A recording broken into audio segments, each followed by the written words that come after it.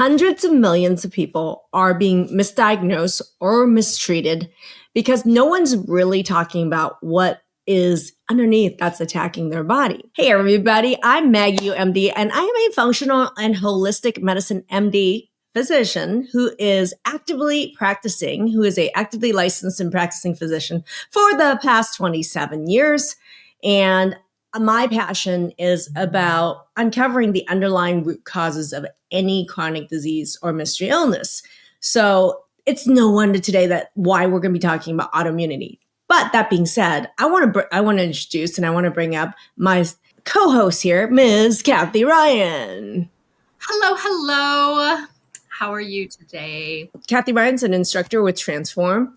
And we're here tonight to really break the lid open on the top 5 diagnoses with autoimmunity, because this is a real big problem for a lot of people as an underlying root cause of their health issues. But there's some fundamental problems with just this whole concept of what are autoimmune diseases. Lots of people have autoimmune disorders, and there are all these names that you're starting to see. A lot of people don't realize how much autoimmunity as a problem itself can target many areas in the whole body. And so this is one of the issues I want to bring up, is that a lot of time to talk about autoimmunity in a general term, and I brought up a name of a syndrome that I call MIST, multisystemic immune system targeting, which means that no matter what autoimmune disease you have an immune system that likes to target multiple systems. Okay. So I would love to call everything in the autoimmune category MIST, because that's the syndrome that we all have.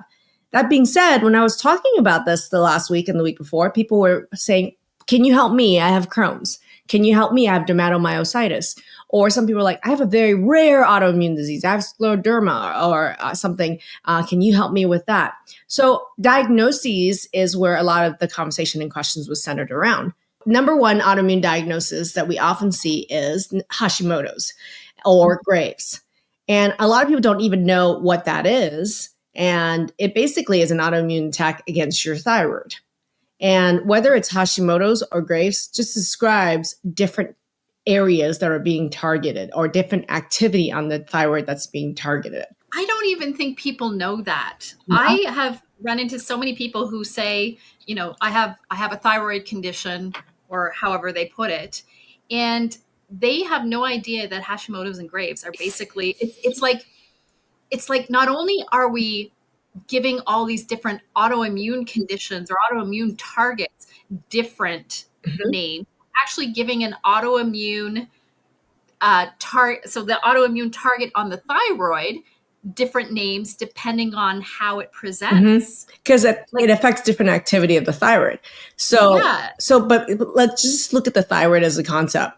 In the thyroid alone, how many of you guys know how many different targets of autoimmune attack could there be in the thyroid? Just the thyroid alone, the size of a walnut at your neck. I'm not talking about the rest of your body, just your thyroid. How many different targets are there for your immune system to identify and attack? So in just this gland, in the thyroid alone, 6,000 different areas, enzymes, cell parts could be under attack.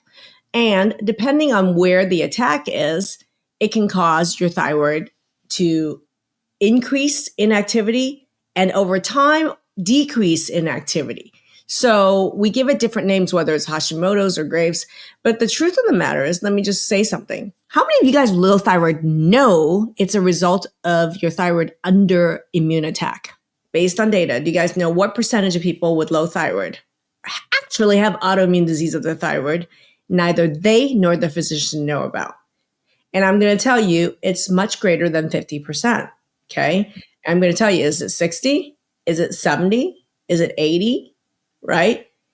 Depending on the study you read, these are the latest studies. 60 to 80% of all low thyroid are actually related with an autoimmune attack against the thyroid. But here's the problem. Do you guys even know what percentage of thyroid disorders out of those 6,000 targets, what percentage of people can we actually do a blood test and say, you have one of those areas, one of those out of 6,000 under attack, you have autoimmune disease of the thyroid. How many targets can we even test for in the blood tests? In the best lab, maybe 10, 15, 11 actually. So if we can only test 11 out of those 6,000 targets, how frequently are we misdiagnosing and underdiagnosing people with thyroid disorders as having an autoimmune disease?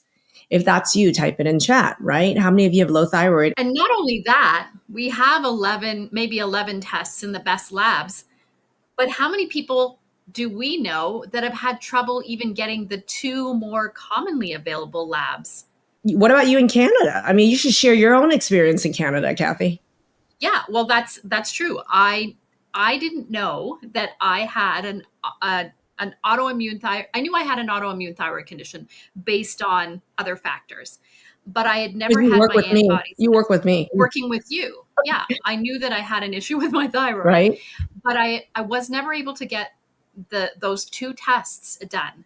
And it wasn't until I went to the States just last winter that I finally got those labs done. And sure enough, I do have antibodies that are measurable. One of those 2 tests just one of those could have told me years and years ago that I had an autoimmune thyroid condition. But the truth is doctors aren't interested in testing for autoimmune antibodies on your thyroid. Even though we have 2 to 3 tests that are available in regular labs, they don't bother running it. And I'll tell you what the common endocrinologist or primary care provider says. Well, it doesn't make a difference in my treatment. Do you guys know why it doesn't make a difference in their treatment? Is their only job is to see what they should adjust the medication dose of the thyroid is. No matter what the cause is, their only job is to say, we adjust this medication dose up or down.